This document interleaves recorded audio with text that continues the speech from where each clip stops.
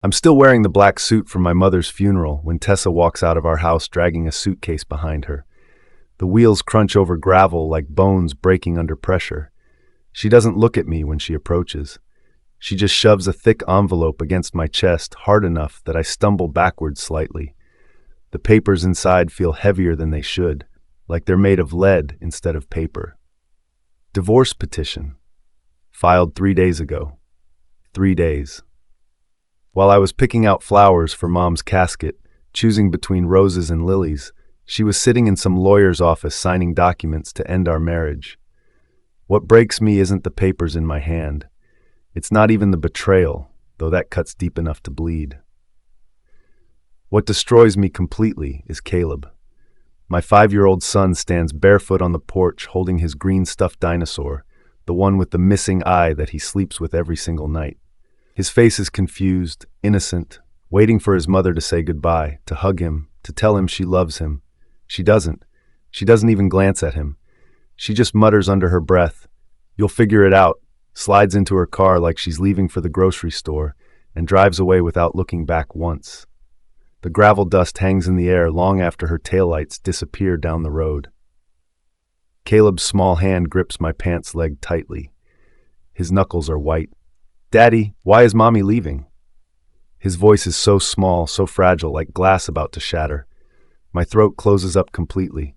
I can't answer him because I don't understand it myself. 7 days.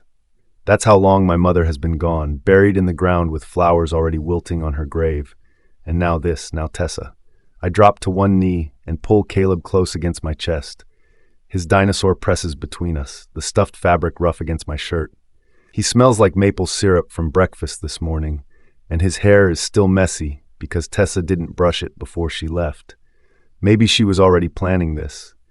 Maybe she was already gone in her head while I was holding my mother's cold hand in that sterile hospital room, watching machines beep out the final moments of her life.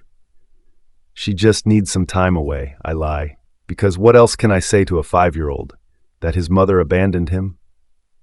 That she chose this exact moment when I'm drowning in grief to tear apart everything we built? Caleb nods slowly like he understands, but his eyes are filling with tears. I carry Caleb inside and set him gently on the couch with cartoons playing, but he doesn't laugh at the bright colors and silly voices. He just stares at the screen with the dinosaur clutched against his chest, his small body completely still. I stand in the kitchen doorway watching him, feeling my heart crack into smaller and smaller pieces. My phone buzzes in my pocket. I pull it out with shaking hands. A text from Marcus Hale, my supervisor at the plant where I work. "You'll need to cover Tessa's shifts this week. She called in unavailable." Her shifts. At the same manufacturing plant where I work as a safety supervisor. My stomach drops like an anchor thrown overboard. That's when it hits me with the force of a sledgehammer. This wasn't sudden. This wasn't some impulsive decision made in grief or confusion. This was planned, calculated, organized, and Marcus knows about it. He knows exactly what's happening. The way he phrased that text, the casual tone, the assumption that I'd just accept it, he's involved somehow. My hands start shaking, not from sadness, but from something colder. Rage. Pure, focused rage building slowly in my chest. My name is Colton Reeves. I'm 34 years old, though I feel about 100 right now.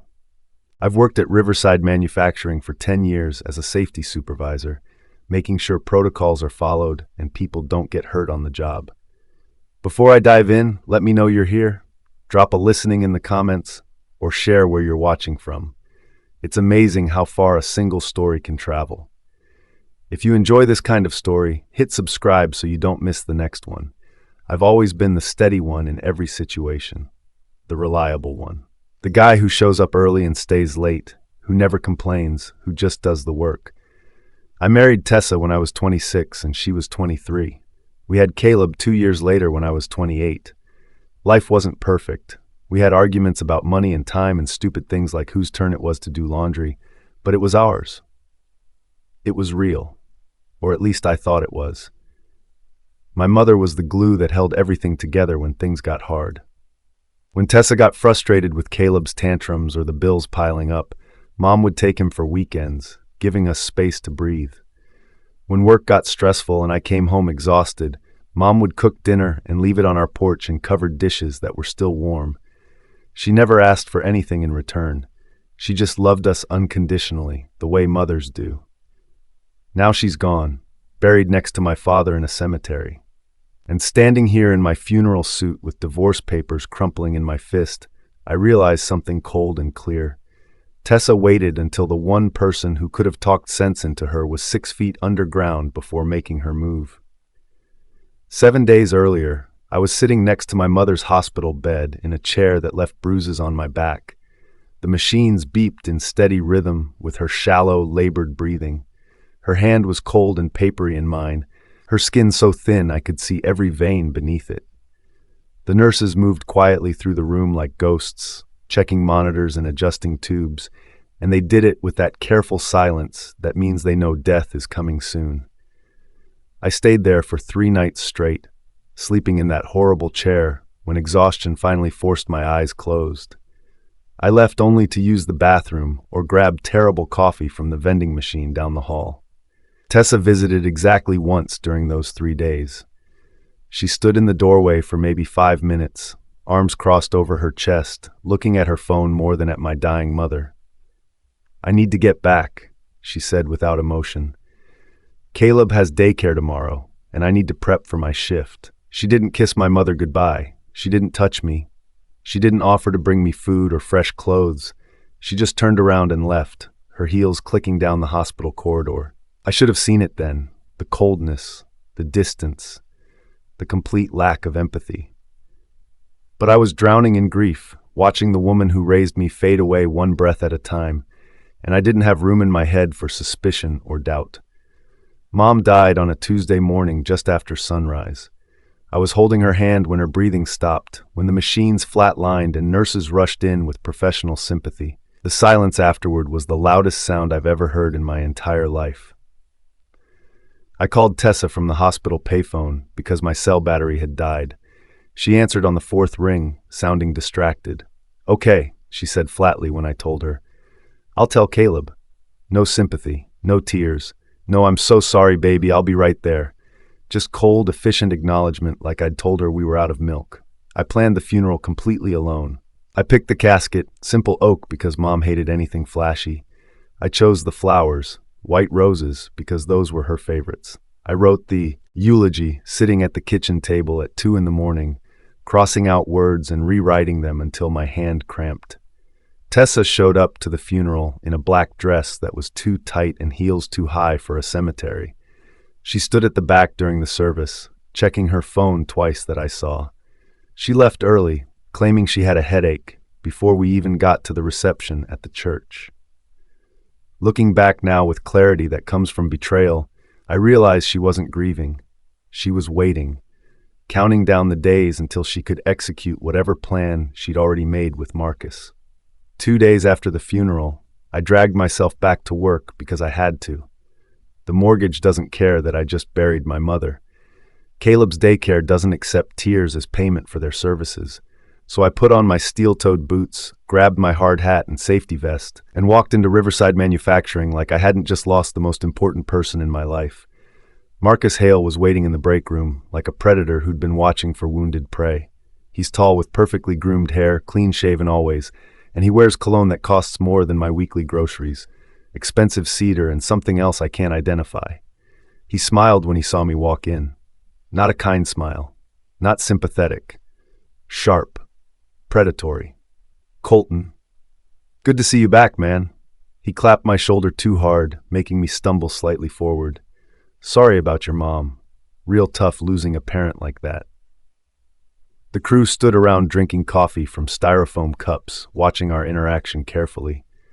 Marcus leaned closer, his cologne overwhelming. "Oh, and Tessa called in sick for the whole week. Guess you'll be picking up her slack, huh? Covering her shifts on top of your own?" My hands tightened into fists at my sides. Something in his voice was wrong, deliberate, cruel, like he enjoyed saying it, like he wanted to see my reaction. I glanced around at the crew. A few looked away uncomfortably.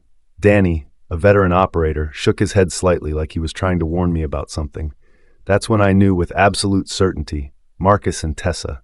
It was already happening, and he wanted me to know. He wanted to humiliate me. The next day, Marcus called an unexpected safety meeting during lunch break. He did this sometimes, surprise inspections and demonstrations to keep everyone sharp and compliant with regulations. But this time felt different somehow. Wrong. He looked directly at me when he announced it, his eyes gleaming with something I couldn't quite identify. "Colton, since you're our safety supervisor, you'll demonstrate the new pressure valve protocol for everyone. Show them how it's done properly." I stepped forward while the crew gathered in a circle around the demonstration station. Marcus handed me the official checklist printed on company letterhead, and I started going through the sequence step by step, exactly as I'd done 100 times before. Everything was going fine. Check the pressure gauge, verify the seals, adjust the flow valve, until suddenly the alarm started screaming. Red emergency lights flashed throughout the building. The entire system locked down automatically. I'd followed the checklist exactly, word for word, but somehow I'd triggered an emergency shutdown that shouldn't have been possible. The crew stared at me in complete silence. Some looked confused, others looked embarrassed for me. Marcus grinned widely, showing too many teeth. "Guess you're rustier than we thought, Reeves. Maybe grief's affecting your focus more than you want to admit. Maybe you need more time off to get your head straight before someone gets hurt because of your mistakes." My hands shook as I stood there in front of everyone, but not from fear or embarrassment, from rage. Pure, white-hot rage that I had to force down into my stomach. I looked down at the checklist still clutched in my hand and noticed something I'd missed in the moment. The steps were altered. Someone had changed the protocol, switching step 3 and step 5, which would absolutely cause exactly what just happened. This was a setup, a deliberate trap designed to humiliate me in front of the entire crew. I glanced toward the doorway, and there she was. Tessa, my wife, soon-to-be ex-wife, leaning against the door frame with her arms crossed over her chest, smiling. Not a guilty smile or an uncomfortable smile, a satisfied smile, like she was enjoying watching me fail publicly.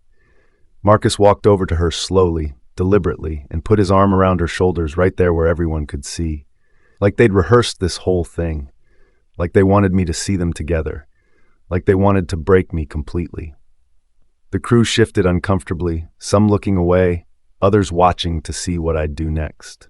I didn't explode. I didn't yell or throw the clipboard or charge at Marcus like he probably hoped I would.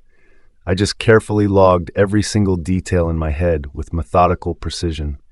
The changed checklist with altered steps, the witnesses who saw everything, the public humiliation, the setup.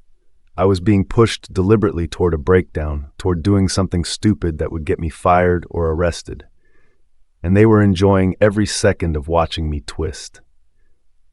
That night, after putting Caleb to bed early because he was exhausted from crying about his mother, I sat at the kitchen table and went through everything with a detective's focus.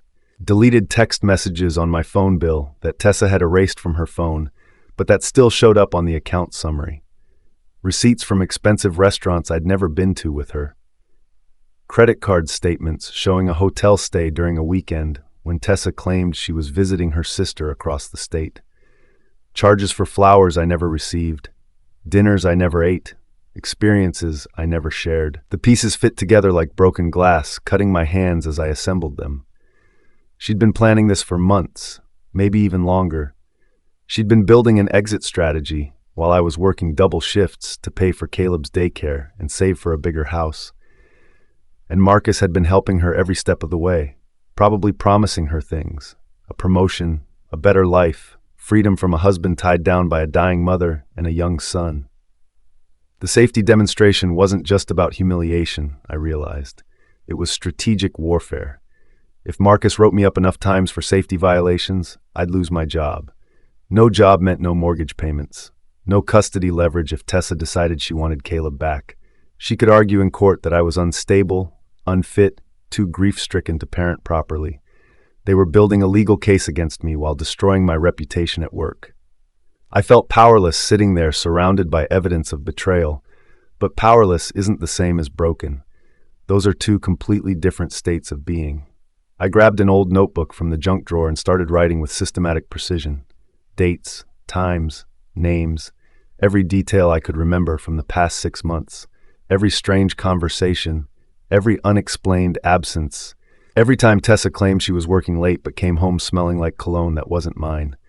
If they wanted a war, I'd fight it, but not with my fists or emotional outbursts, not with violence or threats or anything that could be used against me. I'd fight with proof, with documentation, with the cold, hard evidence that couldn't be argued away or explained as grief-induced paranoia. I'd fight smart instead of angry, calculated instead of emotional. The next morning, I started documenting everything at work with obsessive attention to detail. I took photos of the altered checklist before Marcus could remove it from the demonstration station. I printed copies of my time logs showing the exact moment the protocol had been changed in the system and who had authorization to make those changes. I requested copies of shift schedules from HR, citing personal records for tax purposes, and the clerk gave them to me without questioning why I needed them. Marcus noticed my sudden interest in paperwork. He stopped me in the hallway outside the break room, blocking my path. "You filing paperwork now, Colton? Thought you were more of a hands-on guy. What's with all the administrative requests?" I met his eyes without flinching or looking away, just keeping track of things. Safety supervisor responsibilities include documentation. You know that. He didn't like my answer. His smile tightened into something harder, more dangerous. His jaw clenched. Good. Let him sweat. Let him wonder what I was planning. Let him lie awake at night trying to figure out my next move. At lunch, I sat with Danny Martinez, who'd worked at the plant for 15 years and knew where all the bodies were buried, metaphorically speaking. He was a good guy, honest, the kind of worker who showed up on time and did his job without drama. He leaned close across the table, glancing around to make sure no one else could hear our conversation. "Colton, man, I don't know exactly what's going on between you and Marcus, but you need to be real careful. He's got friends upstairs in management, people who protect him when things go wrong." "What do you mean exactly?" I asked, keeping my voice low and neutral. Danny hesitated, then sighed. "He's been doctoring records for years. Timesheets, safety logs, incident reports. He covers his own ass and buries anyone who questions him or makes him look bad. There have been 3 guys before you who tried to challenge him on things, and all 3 ended up fired within 6 months for various manufactured reasons. Just watch yourself, okay?" I nodded slowly, but inside my mind was racing like an engine at full throttle. If Marcus had been altering records systematically, there'd be a digital trail, a pattern, electronic fingerprints that couldn't be completely erased. I just had to find them and document them before he realized I was looking. And I had a feeling I knew exactly who could help me access those records. Her name was Mara Chen, and she worked in the payroll department processing timesheets and handling employee records. She'd always been friendly in a quiet, professional way, not the gossipy type who spread rumors in the break room. Observant, careful, smart. I found her in the back office during her lunch break, eating a sandwich and reading something on her tablet. "Mara, can I ask you something off the record? Something that stays between us?" She looked up from her sandwich, her expression cautious. "Depends entirely on what the question is, Colton." "Marcus Hale. Has he ever asked you to adjust timesheets or change payroll records after they've been submitted?" Her face darkened immediately. She set down her sandwich carefully, like she needed both hands free. "Why are you asking me this specifically?" "Because I think he's been covering for himself and for Tessa, altering records to hide absences and create alibis for times they were both mysteriously gone from work." Mara was silent for a long moment, clearly weighing whether to trust me with information that could get her in serious trouble. Then she pulled out her phone, scrolled through her screenshots folder, and showed me a text message from Marcus dated 3 weeks earlier. "Need Friday's hours adjusted for both me and Tessa. I'll explain the situation later. Thanks." The date matched a Friday when both of them had been mysteriously absent, and I'd had to cover both their responsibilities while also handling my own workload. I didn't change anything, Mara said quietly but firmly. I told him I couldn't alter submitted records without proper authorization from HR. But he's asked me 4 separate times this year, always the same pattern. Him and Tessa both gone on the same days, hours that don't match the security logs of when they actually entered and left the building. I felt the ground shift beneath my feet like an earthquake starting deep underground. This wasn't just an affair, which would have been devastating enough. This was fraud. Company time systematically stolen for personal trips and romantic getaways. And if Mara had noticed and kept records, other people might have documentation too. Can you document all of this officially, with dates and times and the actual text messages? I asked carefully. She nodded, her expression serious. Already have. I started keeping records the second time he asked because something felt wrong about it. I've been waiting for someone to actually investigate, but everyone's too scared of him because of his connections upstairs. I'm not scared, I said, and I meant it. Not anymore. Through old text message records and calendar screenshots I'd saved, I started piecing together Tessa's real motivations for why she'd done this. She'd always resented living in what she called your mother's shadow. Mom was strong-willed, opinionated, protective of me and Caleb. Tessa felt judged constantly, like she could never measure up to the perfect mother-in-law who'd raised such a good son. When Mom got sick with cancer, Tessa saw it not as a tragedy, but as an opening, a way out of a life she'd grown to resent. Marcus had offered her an escape route from her boring, difficult life. He'd made promises, promotion opportunities, financial security, freedom from the baggage of a grieving husband and a young child who needed constant attention. She'd believed him completely because she wanted to believe him. She thought she was upgrading her life, trading a struggling safety supervisor with a dying mother for a confident plant supervisor with management connections. The realization was absolutely gutting, but it also gave me perfect clarity about what I needed to do next. Tessa wasn't some criminal mastermind carefully covering her tracks. She was impulsive, entitled, arrogant. She'd left a massive trail of evidence because she genuinely thought I was too broken by grief to follow it, too destroyed emotionally to fight back. That was her first critical mistake, and possibly her biggest one. I looked at Caleb's school calendar hanging on the refrigerator covered with his crayon drawings. Tessa hadn't attended a single parent-teacher conference in 3 months, hadn't picked him up from daycare in 2 weeks. Every absence was documented in official records. Every missed moment was proof of abandonment that would hold up in family court. I called my family lawyer, Patricia Chen, who'd helped me with my mother's will. I explained everything carefully and methodically, the affair, the abandonment, the evidence I'd gathered. She listened without interrupting, occasionally making notes. Colton, we can absolutely file for emergency temporary custody based on abandonment and parental unfitness. But we need documented evidence that will stand up under cross-examination. I have it, I said confidently. School records, daycare logs, witness statements, everything organized chronologically. Good, very good. Start building the official case with documented proof. And whatever you do, don't confront Tessa directly about any of this. Don't give her any warning about what's coming. Let the legal system work exactly as it's designed to work. I hung up feeling something I hadn't felt since before my mother died. Hope. The trap was being set carefully and methodically, slowly, patiently, and they had absolutely no idea what was coming. I submitted a formal HR complaint the next morning, not about the affair specifically, that was personal business, about the falsified timesheets and fraudulent payroll records. I attached Mara's screenshots, the documented payroll discrepancies showing impossible hours, and the shift logs proving Marcus and Tessa's overlapping absences on days they claimed to be working. HR opened a formal inquiry within 24 hours. It was small at first, just a few preliminary questions and record requests, but Marcus got noticeably nervous. I saw it clearly in his face during the morning safety briefing. His confidence cracked just slightly, showing fear underneath. After the meeting ended, he cornered me by the lockers in the changing area. You filing complaints about me now, Colton? That's your move? Just doing my job properly. Safety supervisor position means everything goes through proper official channels and gets documented correctly. He stepped closer, trying to intimidate me with his height and physical presence. You're making a serious mistake here. You don't know who you're messing with. I didn't flinch or step back. Then you've got absolutely nothing to worry about if everything's legitimate.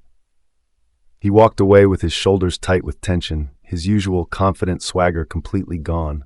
The first domino had wobbled visibly. It hadn't fallen yet, but it would, soon. That night I checked my email and found a formal acknowledgement from HR. Your complaint has been received and is currently under official review. We take these matters extremely seriously. I smiled.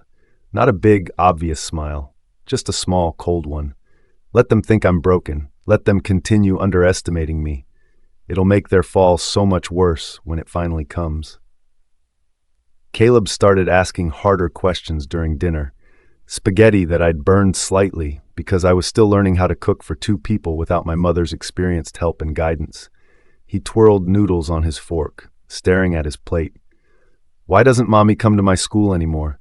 Mrs. Patterson asked where she was yesterday. I set down my own fork carefully. Mommy's really busy with work right now, buddy, but she loves you very much. Another lie to protect him. But what was I supposed to say to a 5-year-old? Your mother chose another man over you? Your mother abandoned you because you were inconvenient to her new life? He's 5 years old. He shouldn't have to carry that crushing weight. He nodded slowly, but his eyes were sad and knowing. He wasn't stupid. Kids have incredible instincts about abandonment, even when adults try desperately to hide the truth from them. That night, after I tucked him into bed with his dinosaur and read him 2 stories, I sat on the floor of his room and cried silently. Not loud, dramatic sobs, just quiet tears that I wiped away quickly before he could wake up and see his father falling apart. This wasn't just about revenge anymore. It wasn't about proving I was right or making them pay for hurting me. It was about protecting my son from further damage, making absolutely sure he grew up knowing that at least one parent had fought desperately for him and chosen him over everything else. I stood up, wiped my face clean, and walked back to the kitchen with renewed determination. The notebook was waiting on the table. More names, more dates, more proof. Caleb deserved better than what Tessa had given him, and I was going to make sure he got it. Marcus made his next critical mistake during a routine equipment inspection. He left his tablet unlocked on the break room table while he went to the bathroom. I didn't touch it. That would have been illegal and inadmissible as evidence. But I saw the screen clearly from where I was sitting. An open email to Tessa. Don't worry about Colton at all. He's one write-up away from being fired permanently. Then we're completely clear and can move forward with our plans. I took a quick photo with my phone. Fast, clean, completely legal since it was visible in a public space and I had reasonable suspicion of workplace misconduct.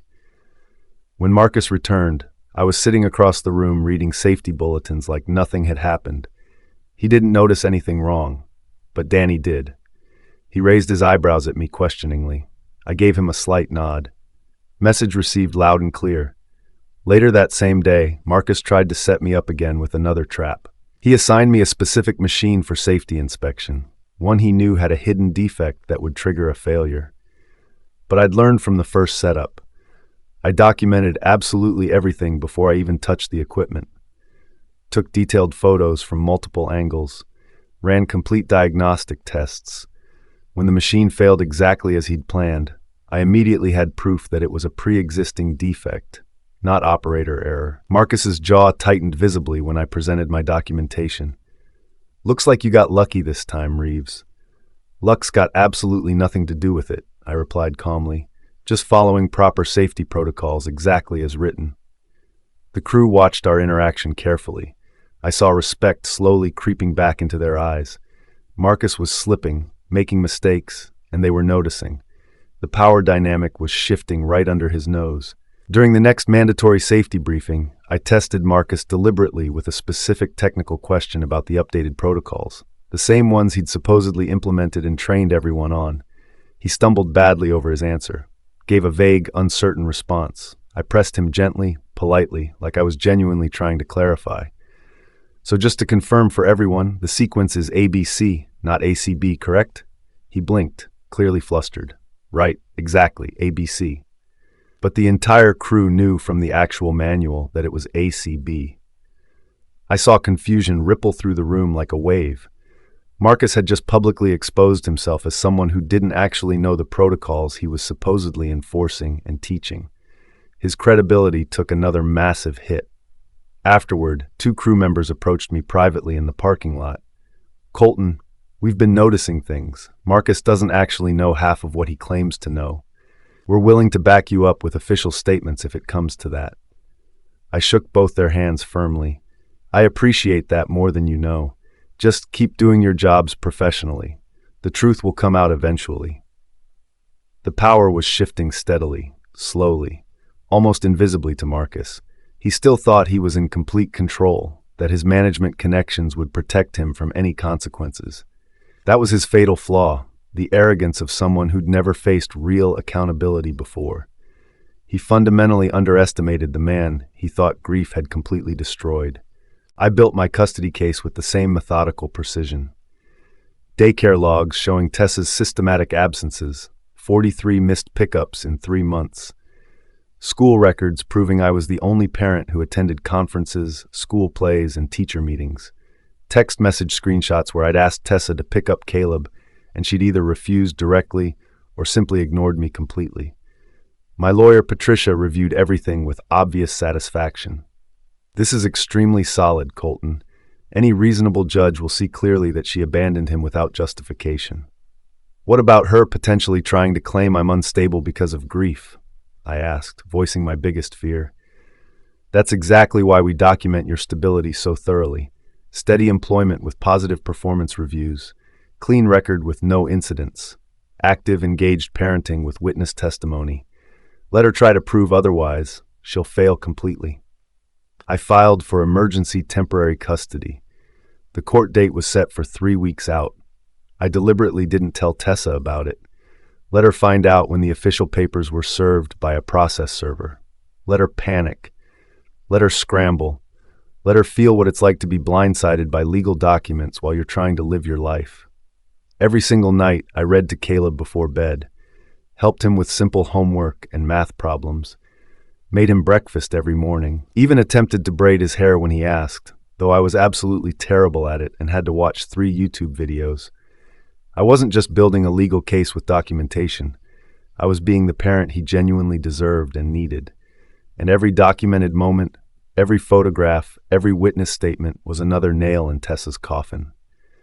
Marcus attempted one final, desperate setup. He assigned me to inspect a high-pressure hydraulic system, then accidentally activated it remotely while I was mid-inspection.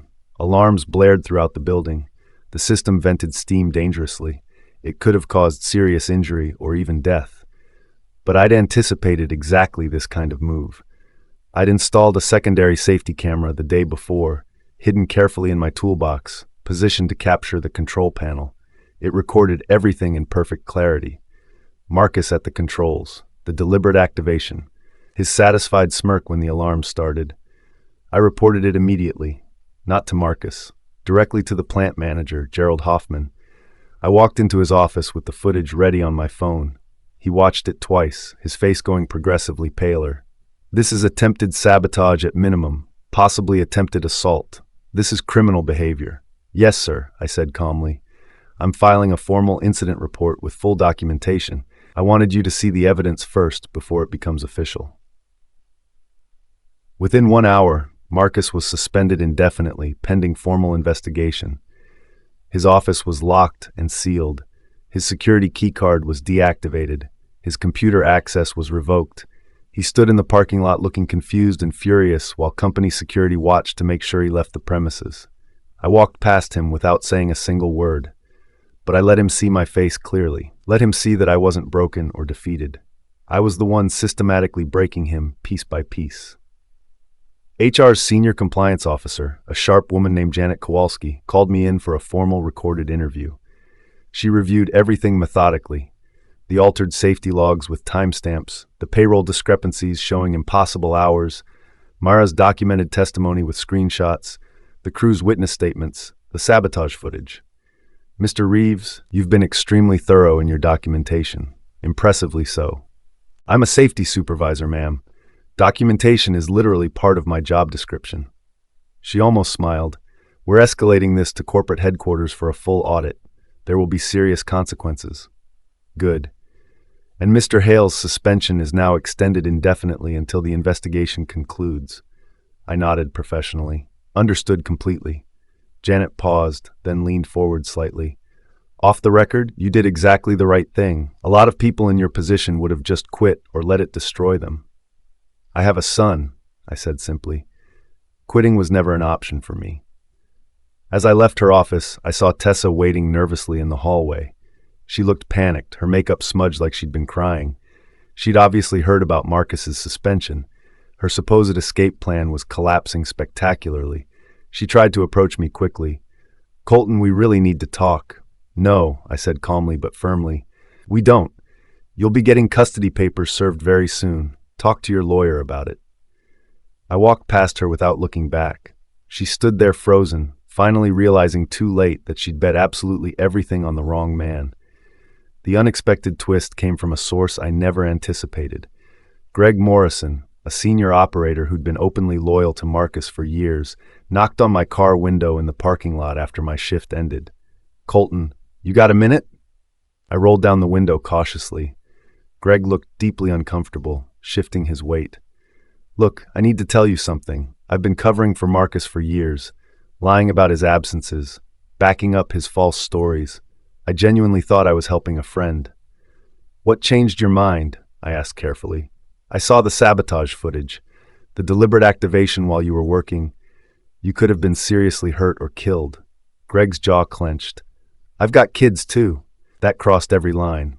That's not friendship. That's criminal. Are you willing to give official testimony? He nodded firmly. Already gave my complete statement to Janet. I figured you deserved to know directly from me. I shook his hand. Takes real courage to admit you were wrong. Yeah, well, better late than never, right? Greg's testimony was the final devastating piece. A known loyalist turning against Marcus completely destroyed any remaining credibility he had. The corporate audit team would find nothing but systematic fraud, gross negligence, and deliberate retaliation. The trap had closed completely, and they never saw it coming until it was far too late.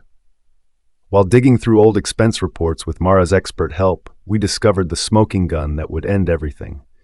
Company credit card charges for luxury hotel rooms, expensive dinners, even a weekend trip to a beach resort, all on specific dates when Marcus and Tessa had both claimed to be either working mandatory overtime or out sick. Mara's hands actually shook as she highlighted the entries with yellow marker. This is straight-up theft, corporate fraud. They could face criminal charges. Can you print absolutely everything? Already done. Sent complete copies to Janet too with full documentation. The evidence was completely irrefutable. Marcus had been systematically stealing company time and resources for months, possibly years. Tessa had been fully complicit in the scheme. Every luxury they'd enjoyed together was paid for by Riverside Manufacturing and ultimately by hardworking employees like me. I sat back in my chair, letting it sink in. This wasn't just about public humiliation anymore. This was genuinely criminal behavior. And once corporate headquarters saw the full scope, there'd be absolutely no mercy shown. That night, I allowed myself a small moment of satisfaction. Not celebration or gloating, just quiet acknowledgement. I'd done what they thought was completely impossible. I'd turned grief into precision, transformed pain into power, used my devastation as fuel instead of letting it destroy me. Caleb was asleep upstairs in his bed. I checked on him one more time, adjusted his blanket carefully, kissed his forehead. Whatever happened next in this situation, he'd be safe, protected. That was all that genuinely mattered. Tessa made one final desperate move. She confronted Marcus publicly in the plant parking lot during shift change when maximum people would witness it. I watched from my car with the windows cracked, recording audio on my phone. "You promised me a promotion," she shouted, her voice carrying across the lot. "You said we'd get an apartment together. Where is it, Marcus? Where's everything you promised me?" Marcus looked around nervously, very aware of the growing audience. "Lower your voice right now. We'll figure it out later." "Figure it out? You're suspended. Under investigation. I left my husband and my son for you." He actually stepped backward. "That was your choice entirely. I never forced you to do anything." Her face crumbled in real time. The reality finally hit her with full force. Marcus was a coward who'd promised her everything and would deliver absolutely nothing. He'd used her for his own entertainment and would abandon her the instant things got difficult. I drove away before she could see me watching, but the image stayed burned in my mind. Betrayal within betrayal. She'd chosen him over Caleb, over stability, over basic human decency, and he'd abandoned her the exact moment she became inconvenient, poetic, brutal, absolutely perfect. The corporate audit team arrived on a Tuesday morning, 3 executives in expensive pressed suits carrying leather briefcases and laptop computers. They spent 2 full days reviewing every single document, interviewing every possible witness, examining every discrepancy in excruciating detail. The atmosphere throughout the entire plant was incredibly tense. Everyone knew something major was happening. Marcus tried to show up, but security physically turned him away at the gate. He stood outside looking helpless and desperate. On Thursday, the audit team called a mandatory all-hands meeting. The entire crew gathered on the main floor, several hundred people. One senior executive stood at the front with a microphone. After extremely thorough review, we've identified serious policy violations and systematic fraudulent activity. Marcus Hale's employment is terminated effective immediately. Further legal actions may include criminal proceedings. The room was silent. Then someone started clapping slowly. Others joined gradually. Not celebration exactly. Respect, justice being served properly. The executive continued. We're also officially recognizing Colton Reeves for his diligence and courage in reporting these issues. Effective immediately, he's promoted to senior safety supervisor with corresponding pay increase. My chest tightened with emotion. I nodded professionally, accepted the handshake, but I didn't smile or celebrate. This wasn't about glory or recognition. It was about survival and protecting my son. Marcus's termination unraveled everything. The apartment he'd promised Tessa, it was actually a company lease tied directly to his management position. Once he was fired, it was immediately revoked. Tessa literally had nowhere to go. She called me repeatedly, increasingly frantic. I finally answered. Colton, please, I made a terrible mistake. Can we just talk? No, I have nowhere to stay. I need help. You made your choices deliberately, I said calmly. I'm not your safety net anymore. What about Caleb? Don't you want him to have his mother in his life? Caleb has a parent, one who didn't abandon him for selfish reasons. I hung up, blocked her number, let her feel the full consequences of her actions. My lawyer called the next day. The court granted emergency temporary custody, full hearing in 2 months, but based on the overwhelming evidence, it's nearly guaranteed to become permanent. Thank you for everything. Colton, you did everything exactly right. You stayed calm, documented everything, protected your child. That level of discipline is genuinely rare. I leaned back in my chair. Rare. Maybe, but absolutely necessary under the circumstances. The custody hearing was clinical and relatively brief. My lawyer presented the comprehensive evidence. Daycare logs showing 43 missed pickups, school records proving sole parental involvement, testimonies from teachers and counselors, Tessa's documented systematic absences. Tessa's lawyer tried desperately to argue she was going through a difficult emotional time. The judge wasn't remotely impressed. Miss Reeves, you filed for divorce exactly 7 days after your husband buried his mother, then physically left your 5-year-old son without explanation or ongoing support. Difficult time or not, that constitutes clear abandonment. Tessa cried, but they weren't real tears. They were performative, calculated. The judge saw directly through it. Temporary custody is made permanent. Mr. Reeves will have primary custody. Visitation will be supervised and strictly conditional on Miss Reeves completing court-mandated parenting classes and maintaining stable housing for minimum 6 months. The gavel struck. It was over. I walked out with Caleb's small hand in mine. He looked up at me with his innocent eyes. Are we going home now, Daddy? Yeah, buddy, we're going home. Outside, Tessa stood by her car looking hollow and defeated. I felt absolutely nothing. No anger, no satisfaction. Just relief that it was finally finished. Marcus tried desperately to salvage something. He contacted old colleagues, applied to other manufacturing plants, even reached out to competitors. But word travels incredibly fast in small industries. His reputation was completely destroyed. Tessa moved back in with her parents 2 states away. No job, no prospects, no Marcus. I heard through mutual friends that her parents were furious with her, felt she'd thrown away a stable life for absolutely nothing. I didn't gloat, didn't post anything on social media or tell everyone the detailed story. I just moved forward. Caleb adjusted slowly but steadily. He stopped asking about Tessa after a few weeks. Started calling me daddy more often, with more confidence and security. We developed comfortable routines, breakfast together every morning, reading before bed every night, homework at the kitchen table. I framed a photo of my mother and put it prominently on the mantel. "That's Grandma," I told Caleb. "She loved you very much." He nodded seriously, touched the frame gently. "I miss her. Me too, buddy. Me too." 6 months later, I stood in my kitchen making breakfast while Caleb sat at the table coloring a picture for school.